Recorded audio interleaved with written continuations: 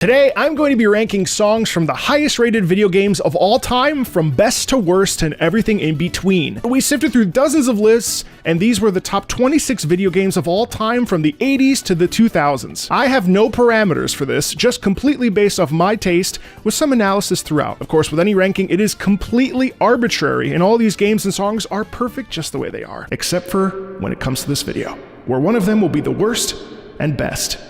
To me, this will definitely be one of the rankings of all time. First up is the 80s. The 80s is an exciting time for video games and video game music, and first up, of course, is Super Mario Bros. 1985, a tried and true classic.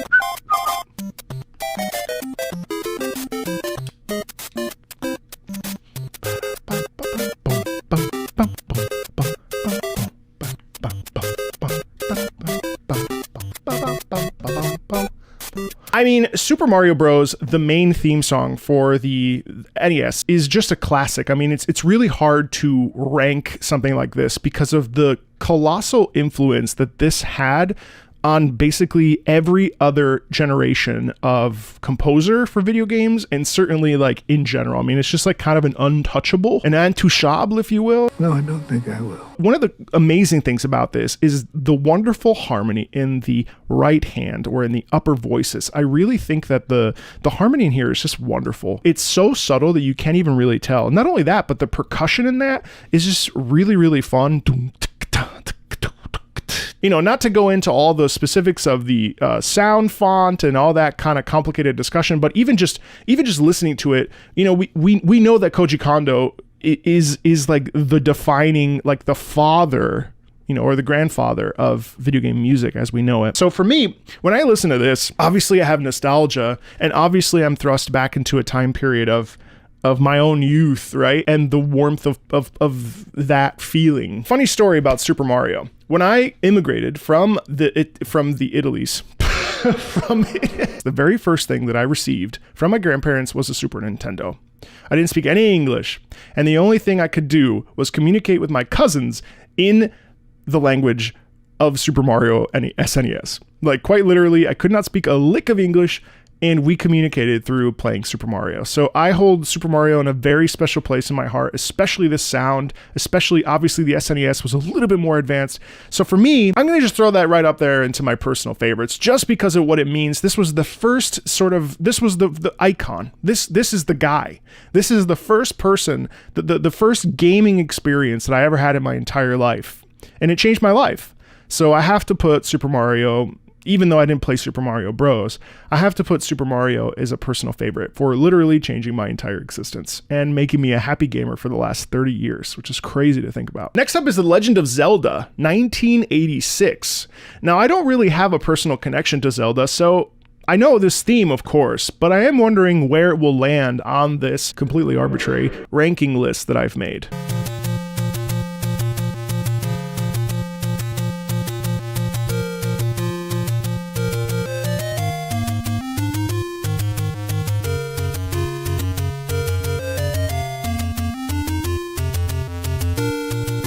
Oh, I love that harmony so much.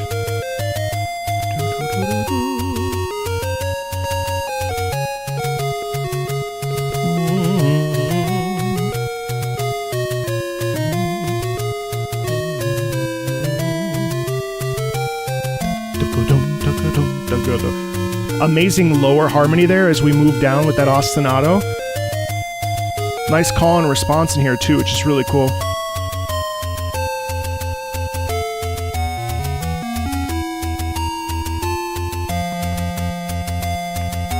Ba ba ba ba boom.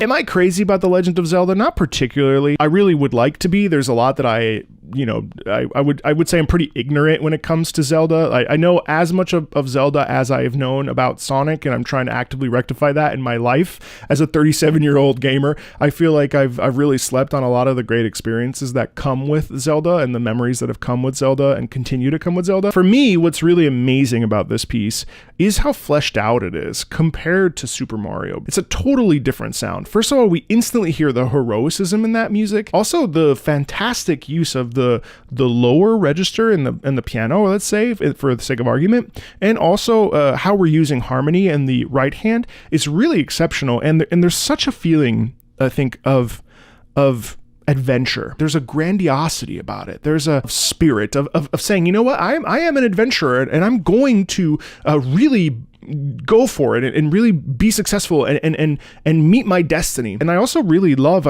just how tight that harmony is. So for me, if I'm gonna rank this without having any sort of like predisposition to loving Zelda, I personally would put that at great, which is below best. But it's an incredible piece of music, and certainly when we look at the history of video games, it's obviously an incredibly important part of that. So, but for me personally, I'm going to put that at great because it is great, but it might not be the best for me. Next up is Final Fantasy.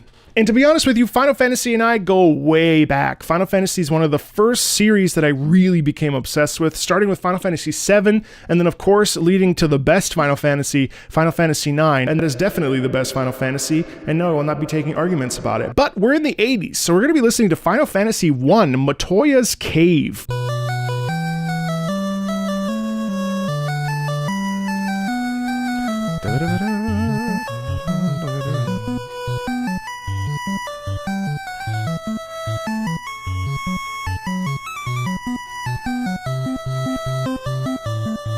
Awesome ostinato there.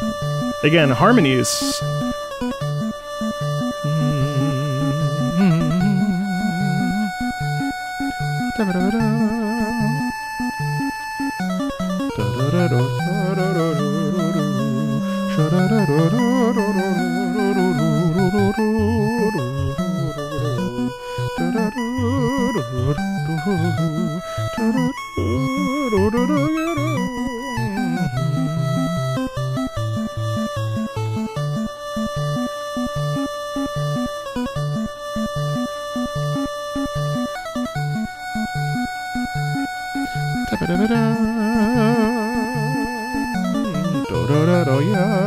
I can literally listen to that for hours. Final Fantasy is really where I grew up. Final Fantasy is part of the reason why I became a musician, to be honest with you. Nobuo Uematsu, that music was the music I literally listened to nearly every day. This particular piece is so inviting. There's a warmth in it. Final Fantasy as a series has always been really good at melody writing, and obviously we get that with Zelda and Mario, of course. Final Fantasy just like hits me in that nostalgia button that just sends me back to when I was 10, 11, 12.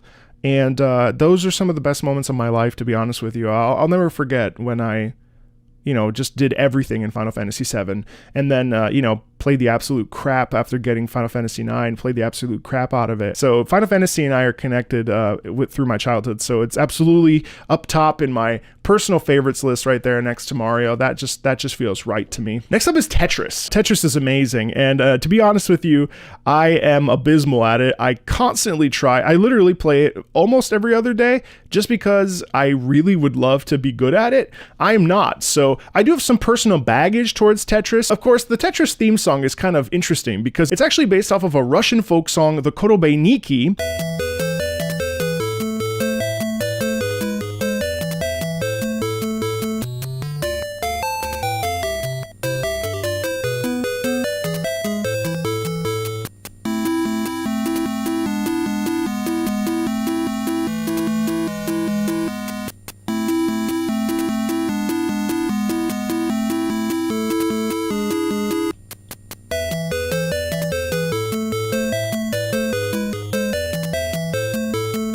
This is an interesting one, to be honest with you, because even though it is from a video game, it's actually not, and it's probably the first iteration. It's one of my favorite things that happens in video games is when we reference other pieces of classical music.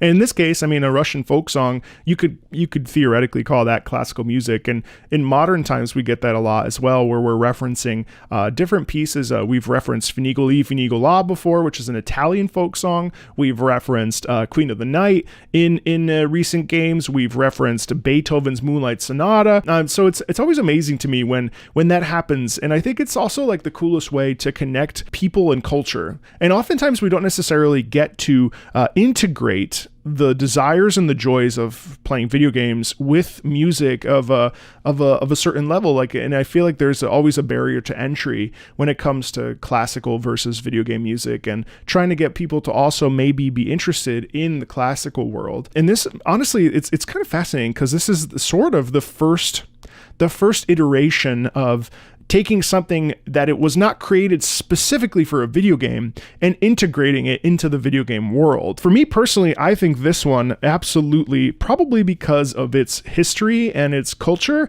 is definitely going to go up there with the best video game music of all time. Whether or not it knows it or whether or not it did it on purpose, it also led to a history of including real world pieces in video games, and I think that's really exciting. Also, it's just a great piece in general, isn't it? Okay, we're moving on to the 90s.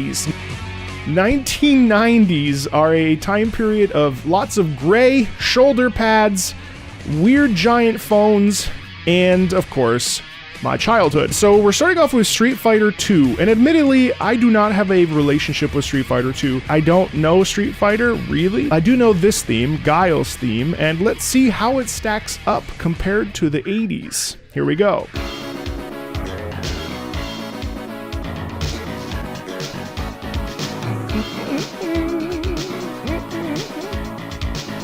Man, the bass in here is actually sick.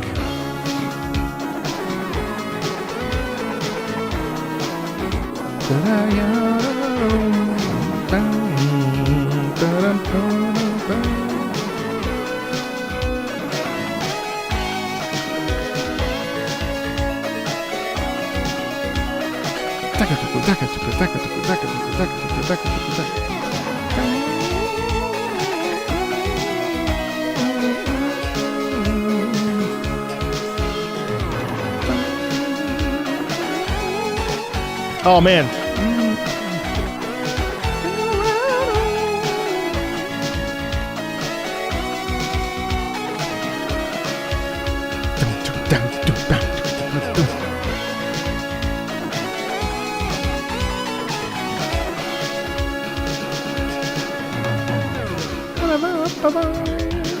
Now, we have to talk about the fact that that's literally a 1 minute loop, right? That is 1 full minute.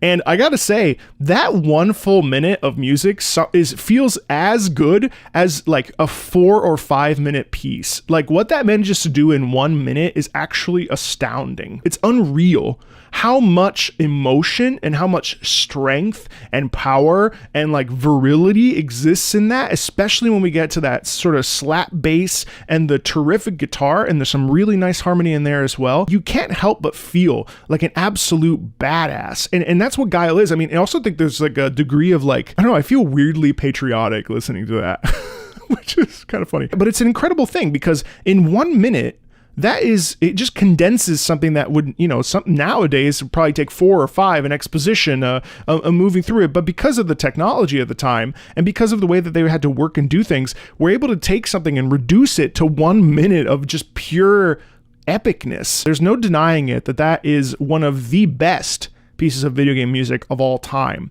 What an incredibly phenomenal piece. Honestly, I'm not really necessarily crazy for rock music, but yet that manages to deliver something that is, it's just badass. It's awesome. So that to me is going to go in the best category. Chrono Trigger, 3 years later, comes out, and it's of course one of the best JRPGs of all time. People still talk about it. People still play it.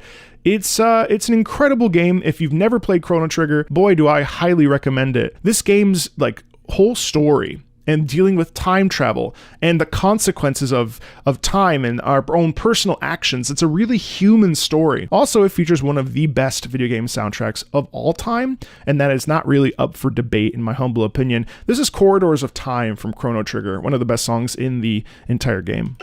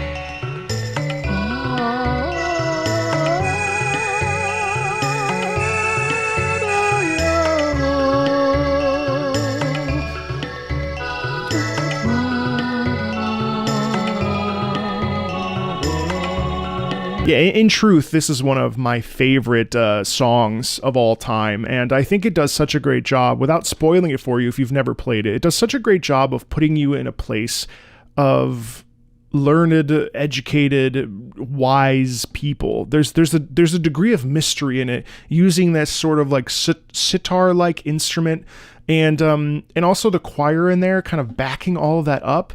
There's a real almost a melancholic sound to it as well that I think just like elevates this thing just so profoundly. It's a deeply moving piece. This and Shala's theme is as well. Those two are the two that I think of the most when I think about this game. That kind of a piece, you can sit and listen to it anywhere you are, and it will literally transport you to a different time in your own life. It will transport you to, possibility. I mean, honestly, like it's such a metronomic and consistent piece that you could literally put on and work to. And frankly, I think that your work would be more successful because of listening to Corridors of Time while playing it. It's an incredibly ethereal piece that's driven by fantastic melody, composed by Yasunori Mitsuda. I mean, one of the best video game composers of all time. It's a profound piece of art. And I cannot recommend Chrono Trigger to you enough, and I cannot recommend this soundtrack enough. So naturally, I don't know if you're noticing a trend, but this is definitely going to be going in the best video game music of all time. It is exceptional. And while it may not be a personal favorite, even though I love it, it's definitely one of the best pieces of music I have ever heard in the video game music lexicon. Next up is Donkey Kong Country 2, a game I loathe with every fiber of my being. Truly one of the worst games I have ever played. It gives me nightmares. I hate it almost as much as Crash Bandicoot. It is awful. However, boy, is the Stickerbrush Symphony one of the best pieces of music ever.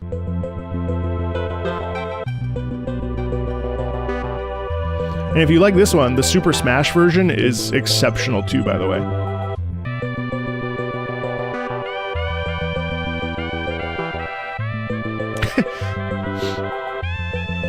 It's got like hints of jazz in it. It's like crazy.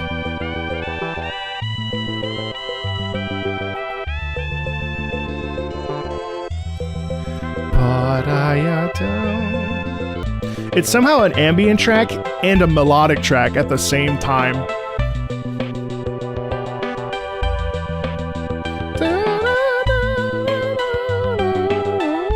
I mean, it's an amazing piece of music that is both ethereal, hopeful, especially in that ba-da-ba-bia, ba-da-ba-bia, ba-da-da-da-da-ya-da-da-da-da. It's interesting because the melody comes in, but it also goes away, and it leaves a lot of room for the lower part to really lift it up. Boom, bum, bum, bum, bum, bum, bum, bum, bum. Now, I mean, that's a melody too, but the real king of that piece for me is twofold. One is the left hand, especially the bass pattern, but then the other is that sort of monkey sound, singing quality in there. That's just, it really just, I don't know, it hits you right in your soul. It's a deeply, deeply ephemeral piece, and even though it has forward momentum, it's a glorious piece of music that really makes you also ponder life's mysteries and questions and concerns and all sorts of different things. It's a fascinating thing.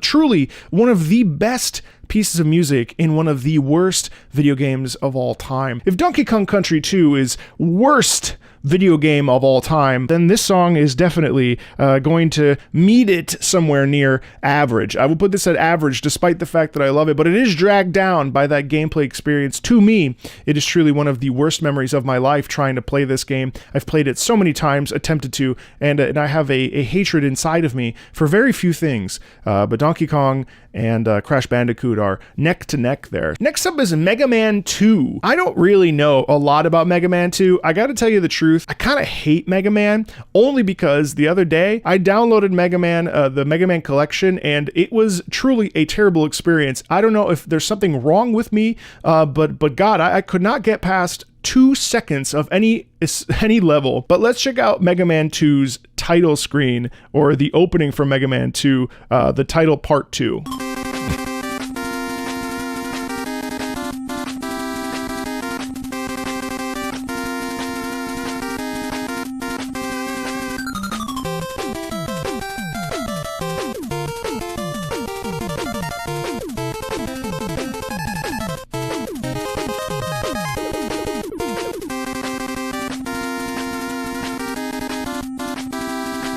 That's really nice. I think it really gets us into that sense of like triumph, of success, of facing adversity and coming out the other side. There's absolutely a heroic element to that is really, really fun to listen to. It's definitely got like the hero that will save the day energy, but it's interesting because how different that is from Zelda's, which Zelda's is much more slow, more intentioned, more like an adventurer's journey, not just a hero, but really, the feeling of going on an adventure. Whereas Mega Man really feels like I am a hero and I will protect and save you. I do think it's not as developed as some of the other pieces that we heard. It's also much, much shorter, about 20 seconds shorter than some of the other loops that we've heard. It's about 43 seconds. But I do think that it does deliver that sense of arrival and heroicism that we need when we're about to push start and launch into a game experience. So for that, I am going to absolutely put that at great. I think it's a really good piece of music. It's fun to listen to. It gets you amped up. You could honestly work out to that piece, which is weird. I'd love to hear some modern remixes of that, maybe a metal version of it. I think that would be banger and would absolutely get you hyped up for the gym. Next up is Super Mario 64, a game I know so little about. I can't tell you anything about it. I don't even know the main theme. This is Super Mario 64 from 1996. Oh, okay. All right, I do know this.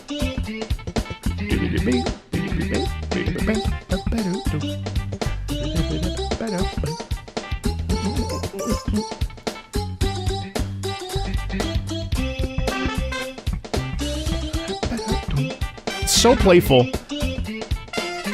especially the way that the horns bounce off and descend and cascade like that.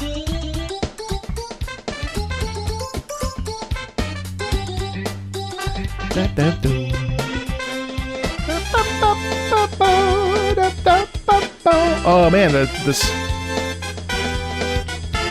cymbal crash back there.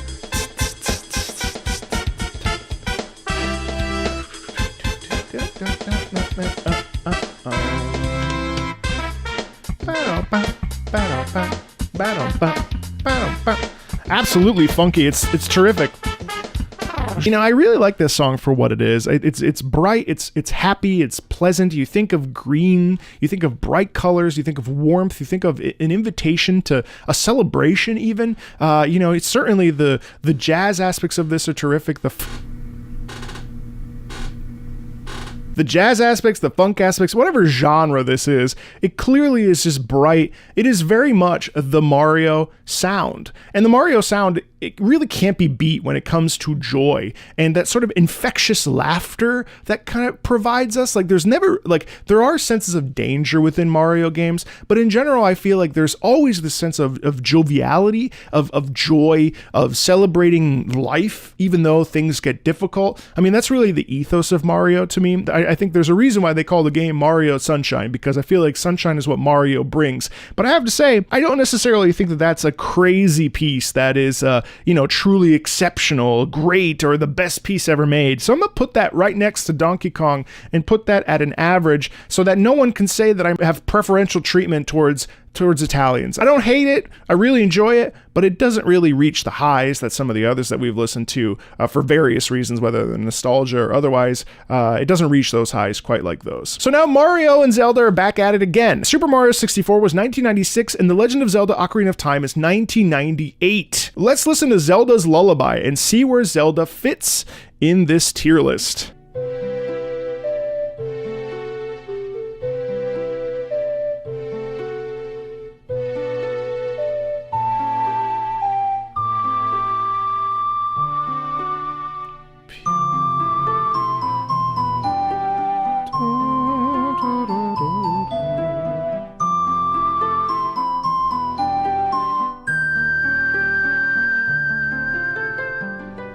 I mean, it's impossible to not love Zelda's Lullaby. I think there's a tenderness in that is just exceptional. Not only because of the way that the strings sort of sustain us with those pulses in each beat, but also just the way that the ocarina itself has this incredible tenderness and gentle quality to it that really does have that lullaby feeling of lulling a child to sleep or looking after a friend in need. There's a real sense of just such tenderness in that piece. It really, really is a calm caress and a loving embrace. I would definitely, even though I don't have a connection to Zelda like many others do, you know what, I'll put it at best because I don't have that sort of relationship to it that I think would require it to be personal favorites. It's absolutely one of the best video game songs ever written, an iconic piece of music that cannot be denied. Now we move on to the 2000s.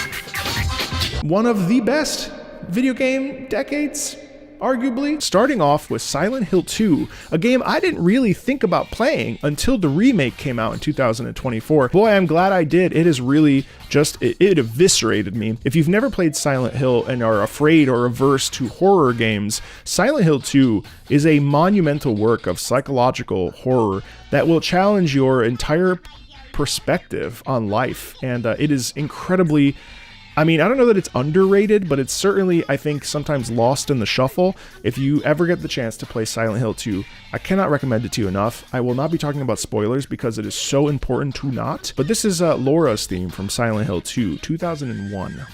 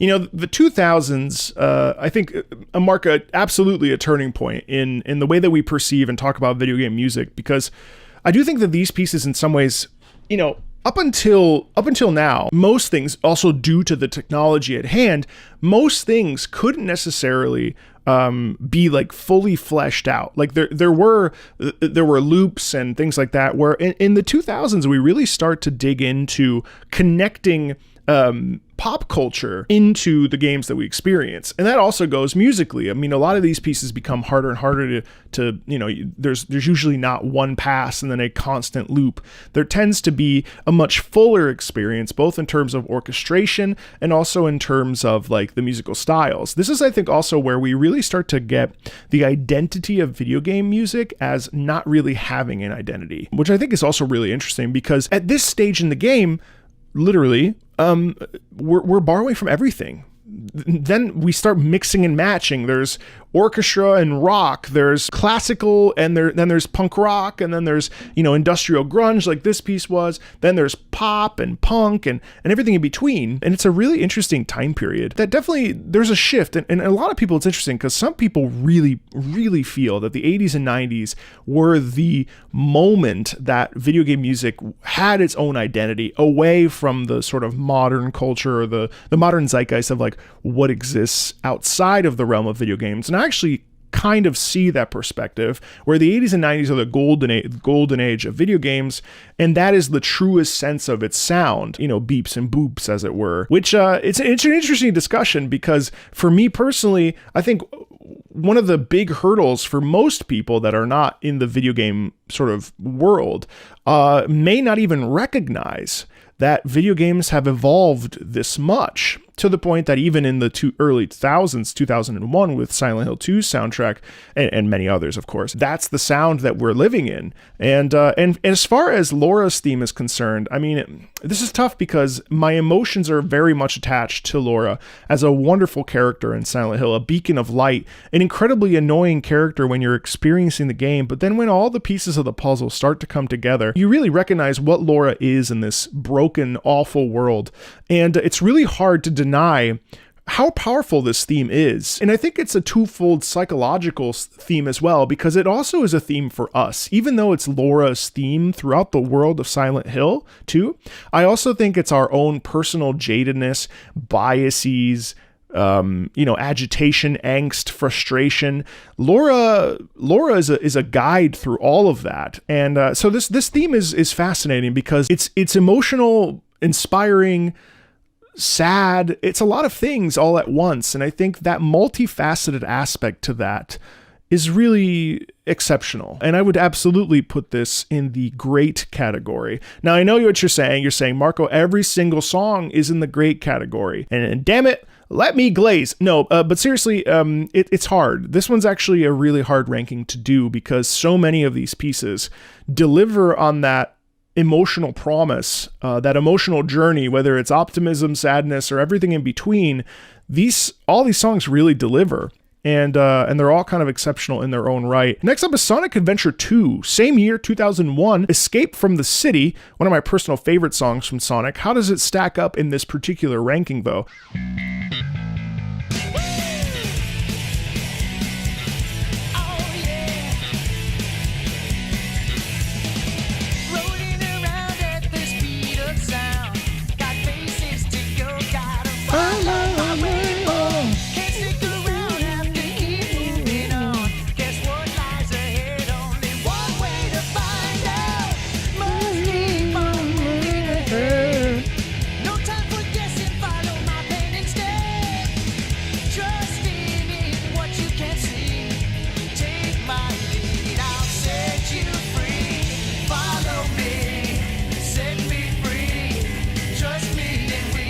Escape from the city.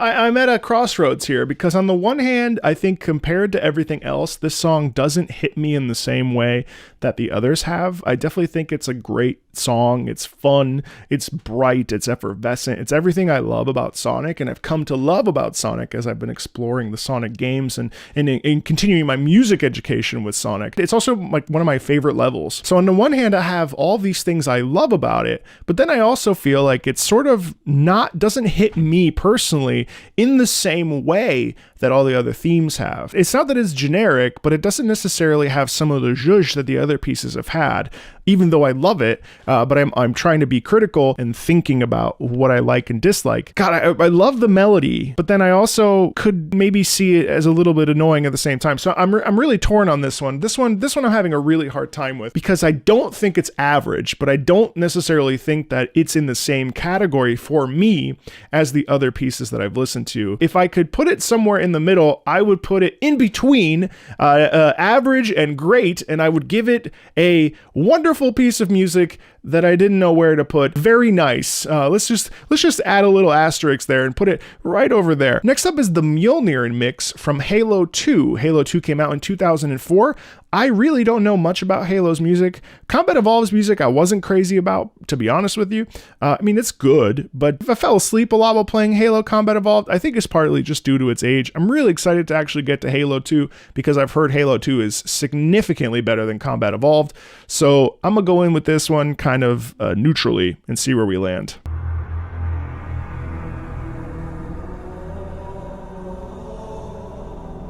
Okay. I think I've heard this once before.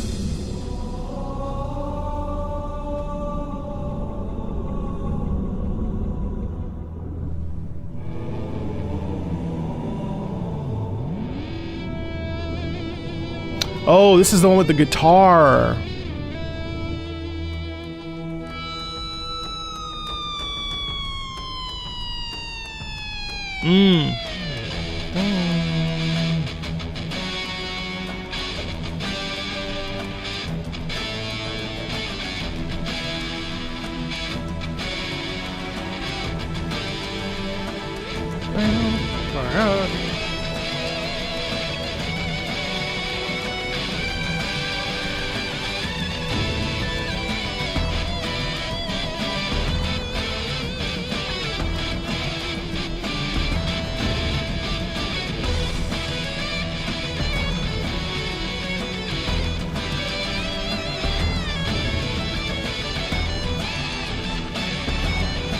I actually love that guitar. The doubling of the guitar and the strings is really good.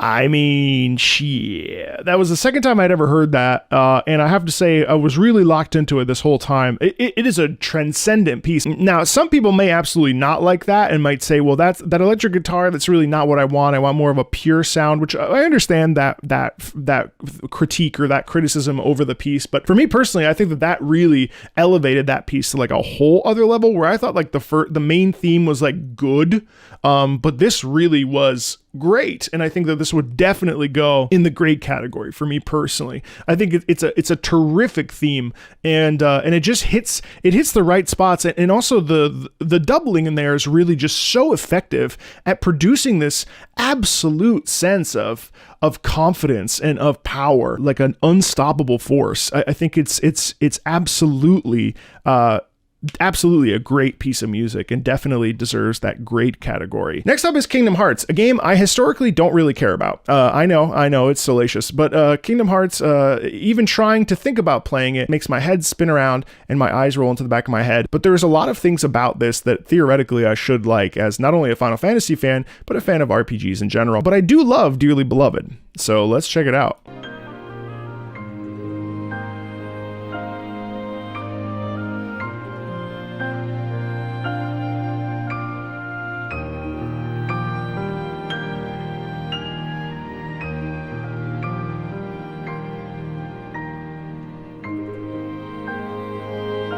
Those octaves on the piano are just delicious.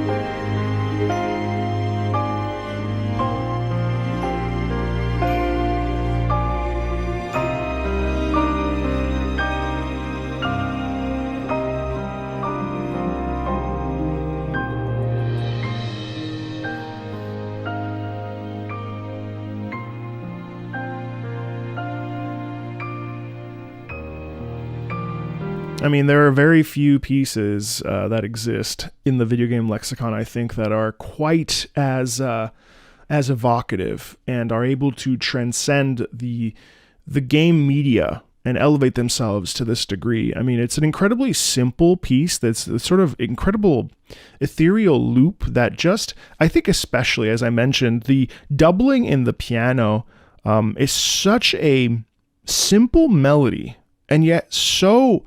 I think because of where it is in the piano's range, in the upper register especially, there is a exceptional tenderness that comes through this entire piece, both with a sense of longing and with a sense of desire and hope and possibility. There is a degree of melancholy in there, and yet it is gentle in that sort of in that feeling, in the way that it kind of buoys and lifts the listener up. I mean, it's an exceptional piece of music, and say what you will about Kingdom Hearts as a game and what have you, but it is truly unbridled and one of the best video game pieces of music ever made.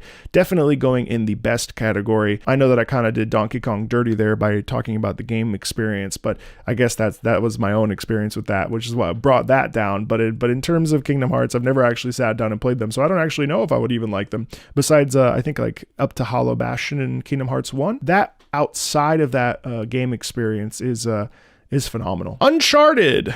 Nate Drake's theme. I don't really like Uncharted. I gotta be honest. I don't dislike it, but I'm not crazy about it. I'd rather just go watch National Treasure. But Uncharted's main theme is pretty banging.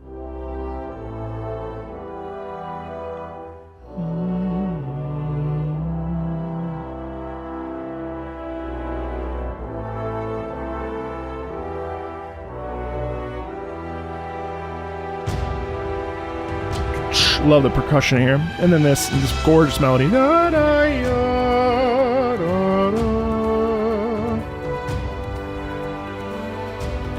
Da, da, ya, da, da.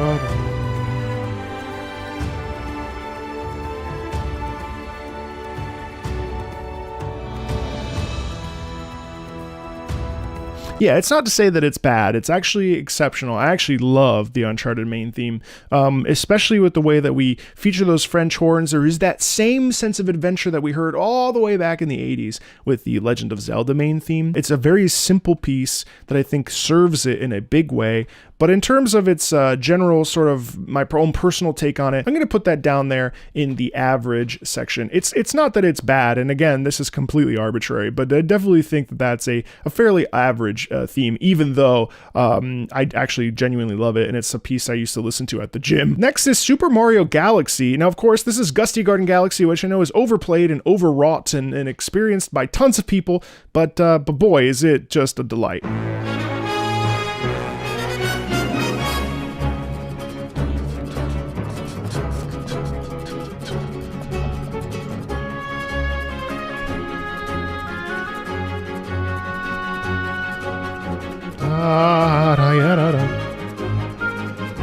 Talking about melody.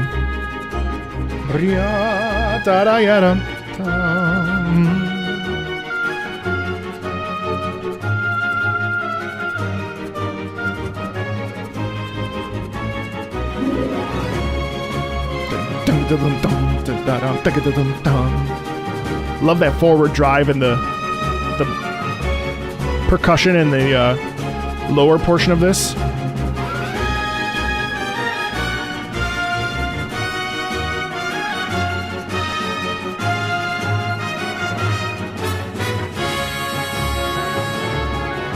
It's hard to deny how good even just a minute of that piece is. I know it's overplayed, but you gotta understand the guitar strumming in the background, the glorious melody, the wonderful support of the lower brass and the percussion in there, and then also the strings just going off in a beautiful unison movement. It's hard to say that Super Mario Galaxy, Gusty Garden Galaxy isn't one of the absolute best pieces of video game music ever made. And I know that I'm starting to show my prejudice towards Italian things. But you have to understand, it's not my fault that this music sounds so damn good. It's just so inviting, so warm, so friendly, so playful and warm. I mean, like, it's just such a like hug, but it's also like seeing an old friend for the first time in like 15 years. I would put that at great. It is a great piece of music. It may not be the best piece of video game music I've ever heard, but it's definitely a great piece of music. Now we're moving into the 2010s. The 2010s are an interesting time period with, boy, a lot of great video game music and a lot of great video games. First up is Minecraft. I know that all the 20-somethings and below are absolutely going feral right now, knowing that Minecraft is on this list.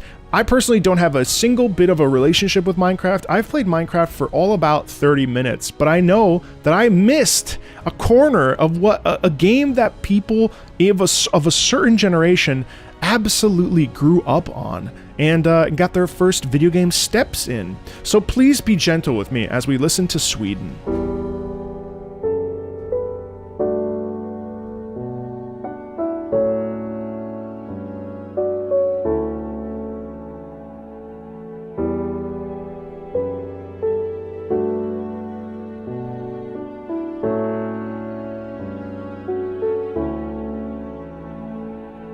To be honest with you, it would be very easy to throw Minecraft's music kind of as an aside, as a thing that kind of just exists and for you to listen to it passively.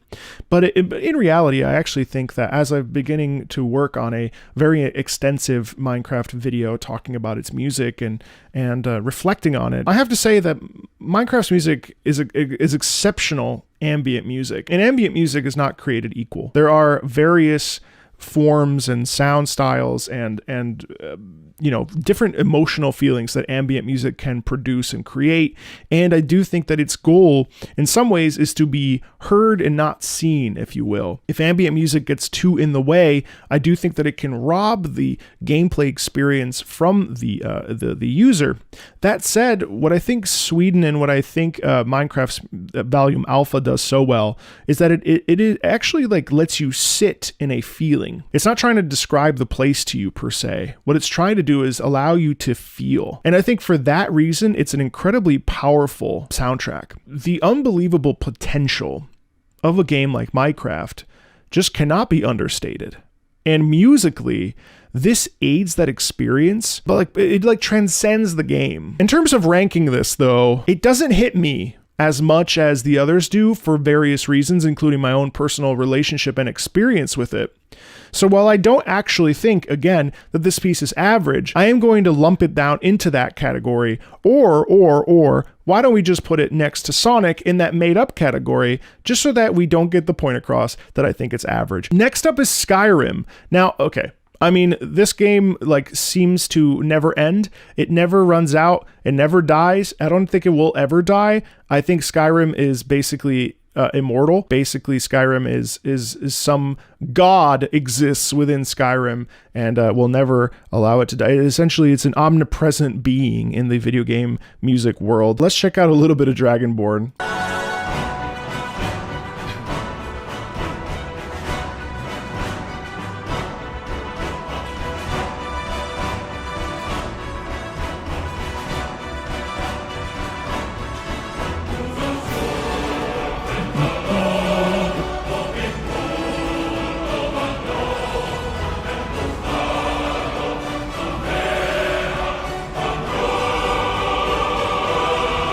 At a time when those people halloween, tabakin, aluxindos farin, all night, Pinolo caldron, is on thing on down, tabakin, bahin, ovabral, I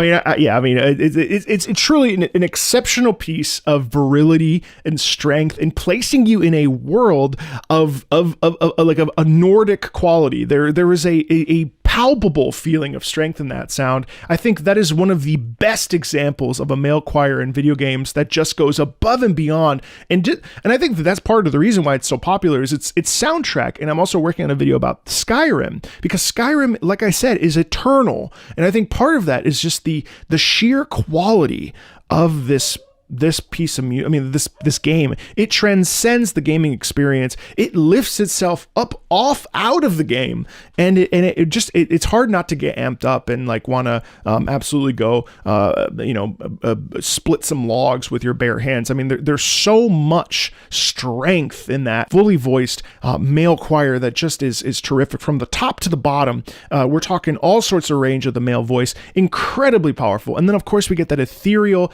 beautiful, sublime soprano as we look out at the vista and we see the mountains in the distance and we see the lush forests and the beautiful trees waiting to be discovered and explored. There's both gentility and violence, enthusiasm and power within that music, and it's really hard to deny, and it's actually one of my personal favorite themes of all time, definitely going all the way up top. Hard to deny how amazing Skyrim is, and it's hard to deny how incredible this piece is. It's just extraordinary. Next up is Journey. Journey is one of those games that just, I think, again, transcends the work.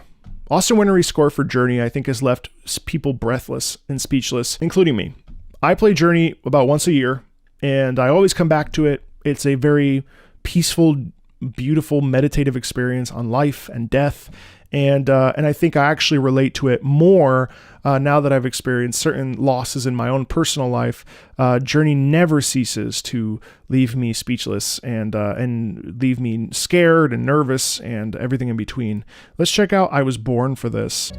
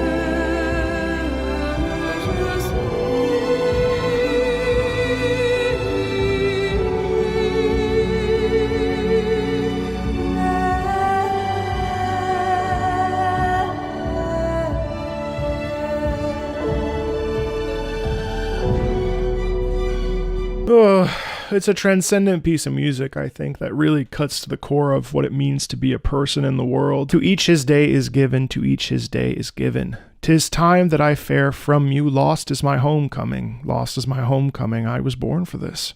On this road goes no one, on this road, autumn sunset, I was born for this. Do not pity me, I was born for this. If you've never played Journey, I beg you, it takes maybe, 2.5, 3, 4 hours. It's a short game, and we run from the things that scare us and the things that we fear, and death is one of those things, and the journey of our lives that we go into every single day when we leave the house or get up and live our lives. We're on a complex and beautiful timer, and this piece, this game, really, really, really shines a beautiful, poignant, I think deeply evocative light on that. It can either be a journey of incredible solitude, or it can be a journey of partnership come and gone. This game has no voiced text. All that you receive is noise. When you encounter other players in the distance, you may never actually interact with them, but you may walk that path together, and it is a powerful and deeply thought-provoking gaming experience, and the soundtrack by Austin Warner is probably one of the best ever made in existence. So for me, that's one of the best video game songs ever made. In fact, no, I would say it's a personal favorite.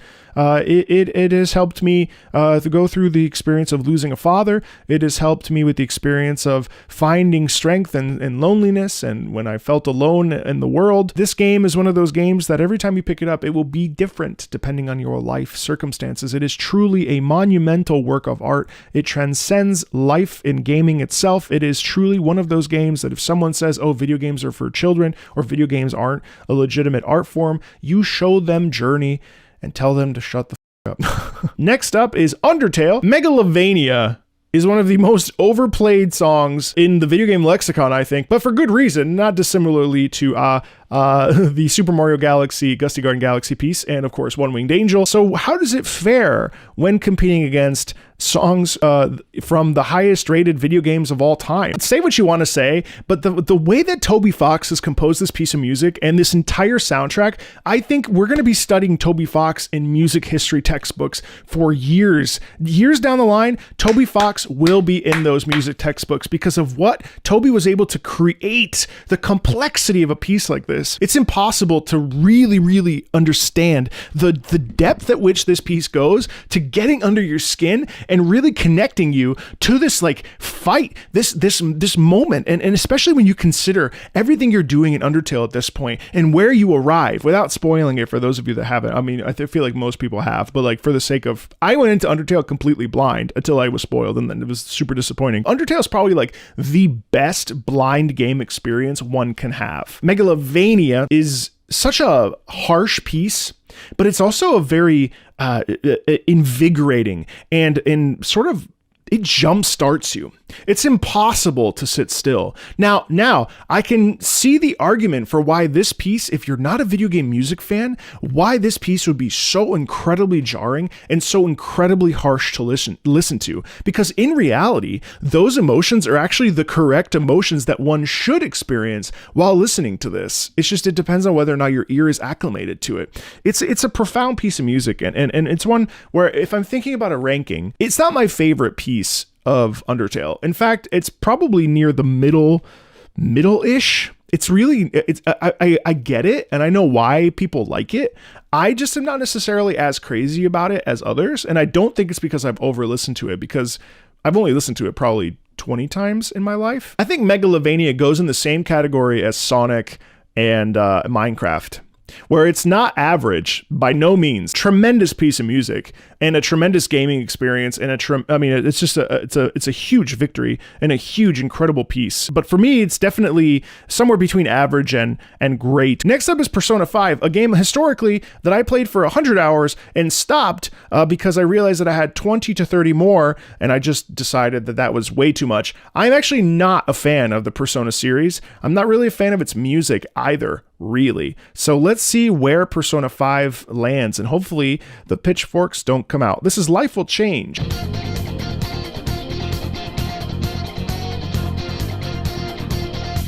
It's not a game, I'm not a robot, and I challenge you. I'm not a phantom, I'm in your face, and I'm here to see it through. Right before your eyes, what just multiply? Got the flame right, it's time. As the power grows,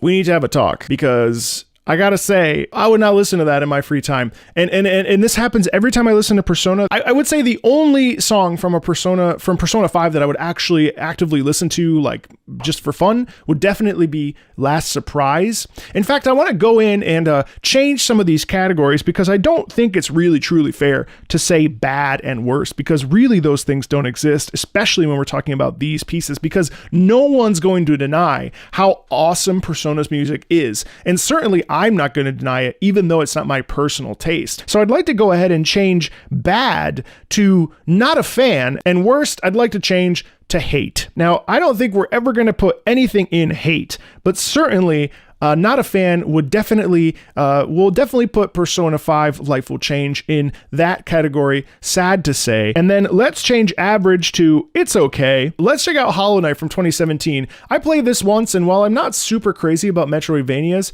Hollow Knight does have an aesthetic that is really just exceptional, and I think that there's a reason why people love Hollow Knight as much as they do. Let's listen to it.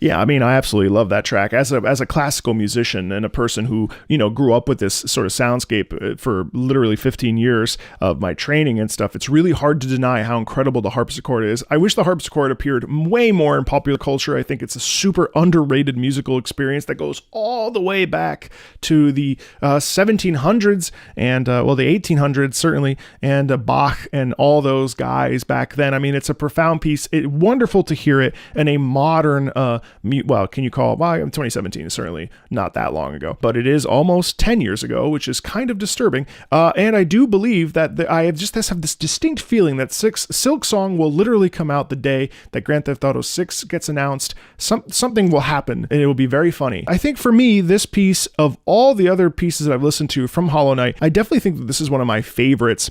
And so I think I'm going to place that squarely in the great section. I do think it's a fantastic piece of neo-baroque that deserves to be listened to, celebrated, and enjoyed. And I do wish that more people would enjoy it, because it really is, if you like this, you're going to like classical music. And I feel like it bridges the gap between, kind of in the way that Tetris did, kind of. I think it keeps that tradition alive, even though it's its own composition. It really is just a paramount piece of music. So definitely that goes in the great category for me. Well, it's time. We are squarely in the 2020s now.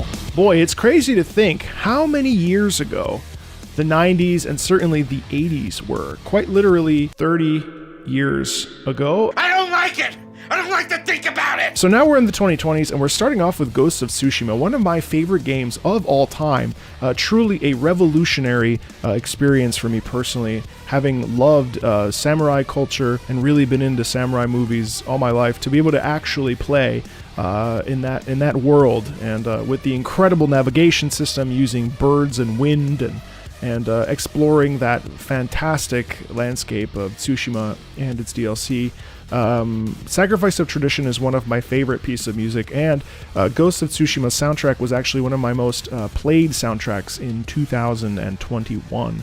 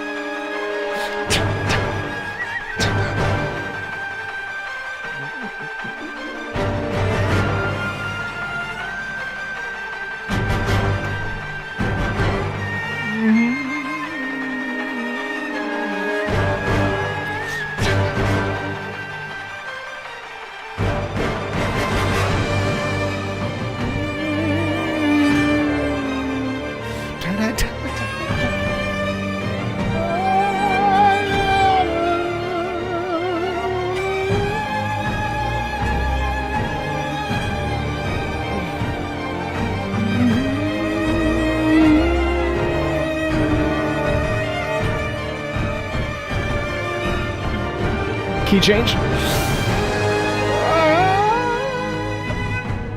It's just the angst of going higher like that is just so powerful.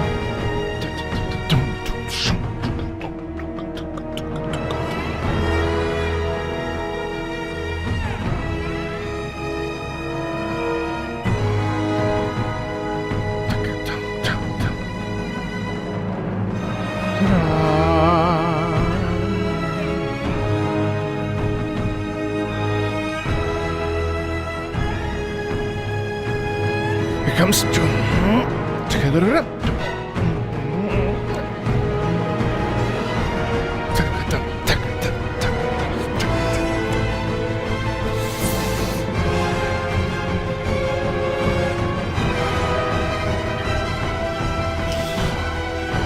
tension in there, the tension is so powerful. It's an eviscerating kind of piece. I mean, it leaves you really bare. I mean, it's such a brutal moment. It's such a brutal moment when this scene is played, and it's gut-wrenching, and it really does feel like there's no room to breathe. It's a 5-minute piece, 4.5-minute piece, and the whole time there's this anguish in the sound that is also carried by this forward momentum on those drums that is really just, it keeps you like almost like you can't breathe, like your heart is palpitating out of your chest, like you have to make a decision, the sacrifice of tradition. That is such a big thing. The strings and the drums and the way that it drives forward, the forward momentum, that rhythm, and it still has that gorgeous melody.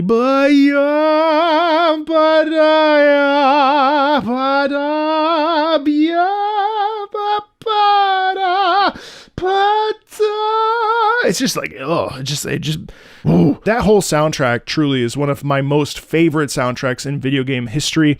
Definitely a personal favorite, which a lot of these tracks have ended up being truly a profound piece of music that I think transcends gaming and transcends the game experiences playing as Jin Sakai. I mean, it's just an incredible game from start to finish. And if you like open world games, if you like Japanese history and if you like virtual tourism, which we get a lot, like I do, I love virtual tourism. Man, I cannot tell you to play Ghost of Tsushima enough. Next up is Ori and the Will of the Wisps. Came out the same year Ghost of Tsushima. I have to be honest with you, I don't have a personal relationship with Ori and the Will of the Wisps or the Ori series. I know that they're very good platformers. In my years of gaming, I've realized how little I like sort of platform games. In any case, I'm excited to check out what, I don't know that I've heard this, but let's dive in.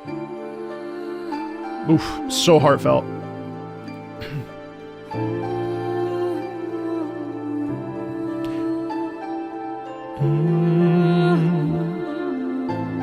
That voice is so sublime. It's such a, again, heartfelt, kind of like Zelda, that sound though. And like growing up.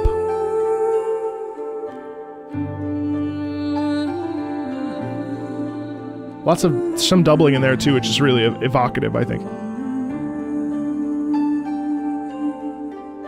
I like how we're still moving. Oh, it's just so languid.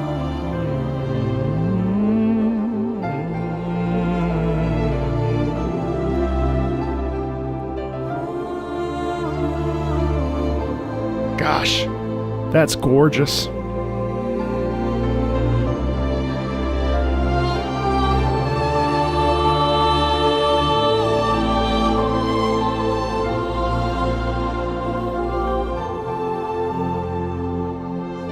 That is gut-wrenching.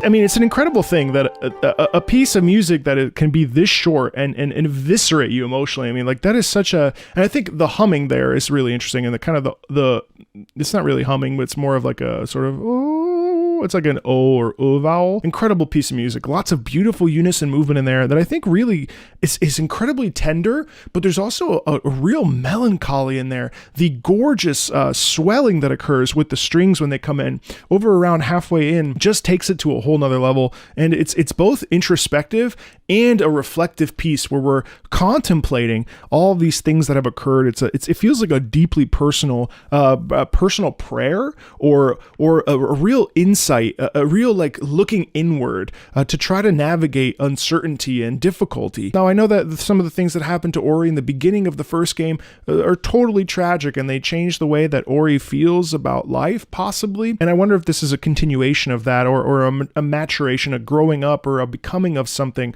becoming strong. And it's really profound how very simple orchestration and just one single voice can elevate an experience and really sink itself into us. And ultimately that's the whole goal here, is emotional manipulation. Well, that's great. I mean, it's great. I know everything is great on this list, but it's absolutely great. Next up, of course, is the ever mighty Elden Ring, a usurper of so many game experiences, one of the best games of the 2020s, definitely one of the best games ever made, I would say, in the history of video games. Let's check out the final battle from Elden Ring.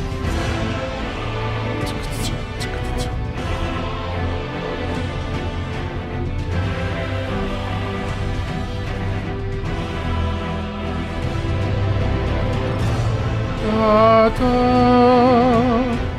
ta ta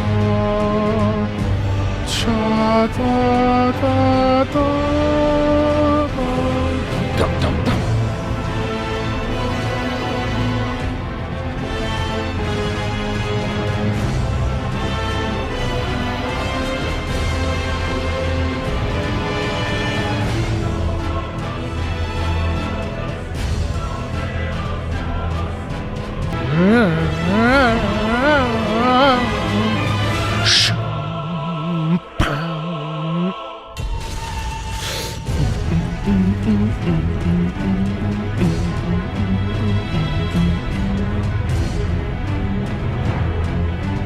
I want to pause really quickly and just make one note. I think overall, while that is an exceptionally good piece of music, I think it is also fairly generic. If we really look at it from the outside looking in, I don't necessarily think, while that's a visceral, powerful piece, well, certainly one of my favorite pieces in video game music, I love it. I really do love it. I used to actually work out exclusively to a 45-minute loop of that. I'm obsessed with that piece, but I think if I'm being objective and I look out at the lens of that, I actually don't think it's that profound. I think the chorus is cool. I think the movement is cool. I think the way that the rhythm is used, I think the melody is pretty evocative, but I don't necessarily think it's like transcendent compared to some of the other pieces that we've heard today. That said, this is where things get interesting.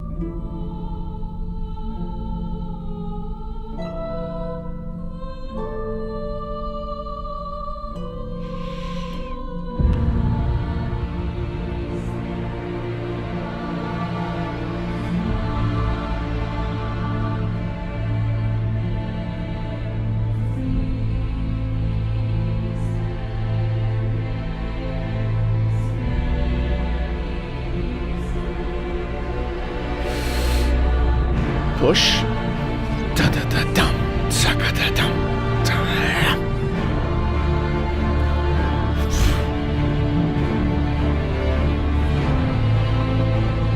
Oh, that is just.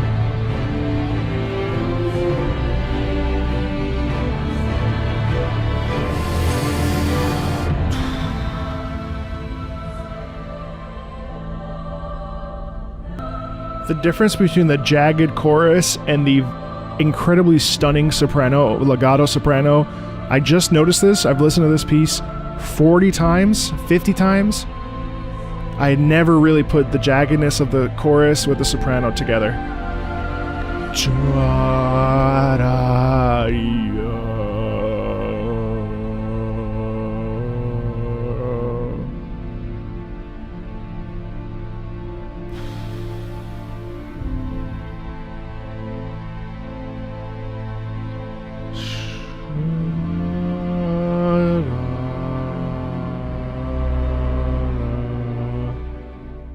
To not go down with the cellos and the strings, to not go down with those lower instruments and then just pull back and have the harp ever so slightly pluck that resolution, that resolved tonic. That to me is what makes the final battle so good. That section is so elegantly visceral. Whereas the first section is in your face and it's bombastic and it's terrific for that. This is the part that I think makes this final battle really special. Even removed from the context, there's so much body to the strings in there. There's so much like a melting of the sort of insanely like powerful of the previous section of that. And obviously the two work together really well, right? So when I say it's generic, I don't mean it in a sort of negative. In fact, I haven't even found a piece to put in worse, in the worst or hate. I haven't found anything to put into the hatred category because there isn't. I like music too much. So this whole thing was a botched experiment. And I'm sorry. We should have never made this video. But to me, Elden Ring's final battle is one of the best pieces of video game music ever made. I think what they're able to produce with harp and solo singer and some strings and a jagged choir is transcendent, and it is so incredible to let wash over you. And when I heard this for the first time, I was actively in mourning. My dad had passed 1 month prior. And I tell you, I filmed this video at 9:30 p.m. at night because I was doing the hustle and I had nothing else going for me besides raising the dog. And I tell you, when I heard that, I was falling asleep and I heard that choir come in. Boy, that woke me up. That pierced my soul. It felt like it was life itself. It felt like it was the movement of time and the inability to control that time. It is one of the most powerful pieces I have ever listened to in video games, and it is easily one of the best video game music pieces I have ever heard. Definitely one of the best. That's going up there near the top. Next up is Zelda. Zelda cannot stop. Zelda will not be stopped. Zelda has been in basically every decade of this godforsaken video, and we're doing it again. 2023, The Legend of Zelda Tears of the Kingdom, a game I had no desire to play, but I've heard that the Colgera battle theme, this is the reduced version of it, is astounding. So let's listen to it for the first time.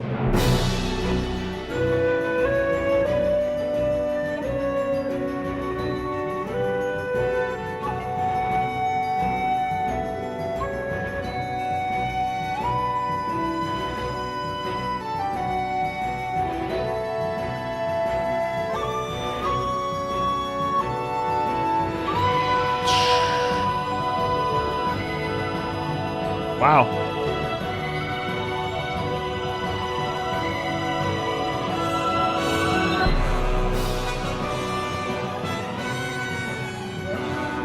The whirlwind in the back. You hear the size of Colgera. That's the heroicism in the horns.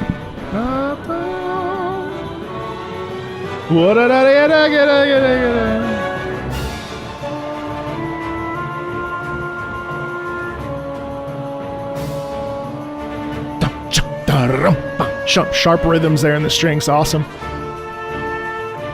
Everything about this is wind, the wind flute, wind instrument.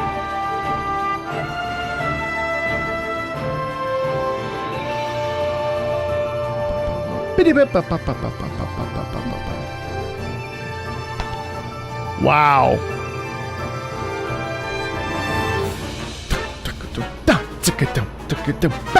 So jagged there. Interesting. It's like alien. It's otherworldly. There's that reverse speaking thing.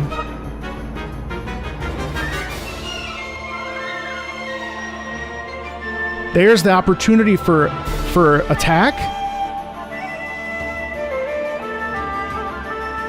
It's a desperate battle, and yet it isn't at the same time.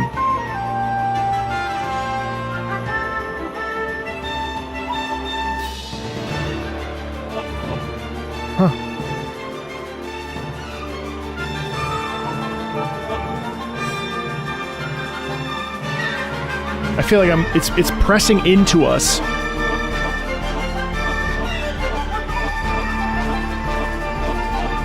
Especially with that lower brass. Pop, pop, pop. I love this classic wind sound. It's just sliding up and down.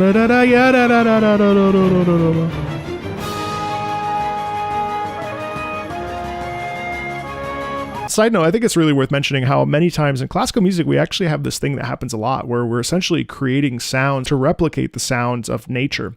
We see this in Rigoletto. There's the famous Storm Trio. If you've never heard the Storm Trio, it's profound, and I really recommend it for something that sounds exactly like that. Ooh, that's the wind rustling, and it's dangerous, and it's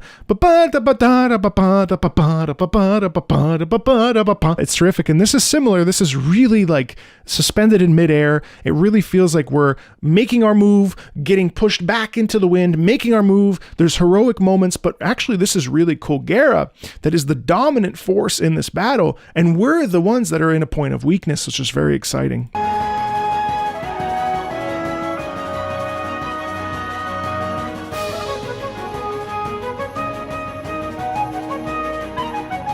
Wow.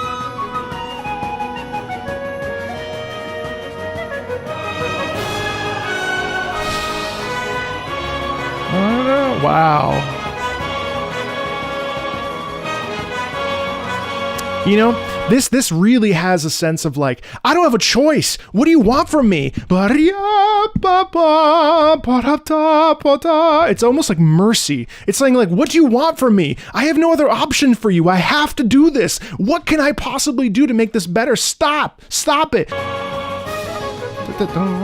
But fine, I guess I will. You know, there's a little bit of regret in that sound.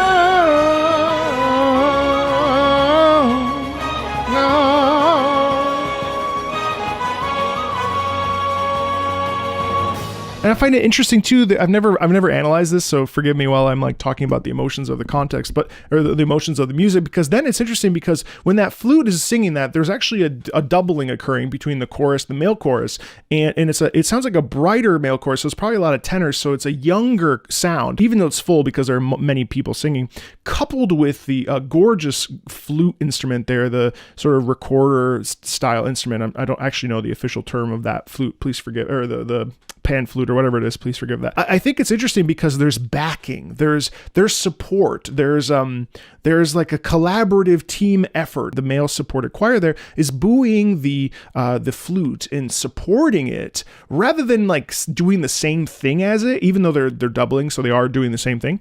There's a desire for guidance and a desire for like, hey, I got you, let me support you, you know?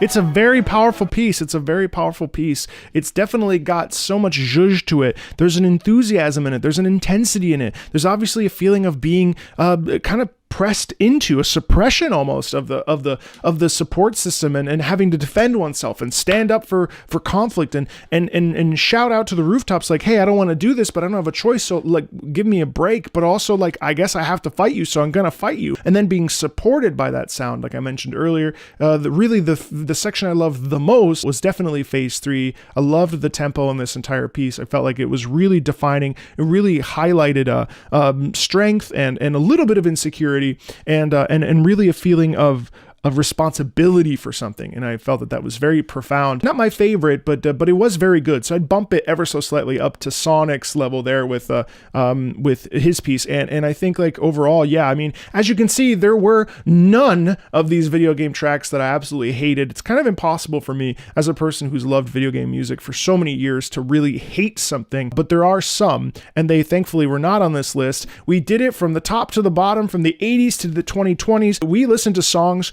from the highest rated video games of all time. And this is by no means a definitive list. And I'd actually love to know what your perspective is on your rankings. And yeah, definitely let me know in the comments below. Thanks a ton, and I'll see you later.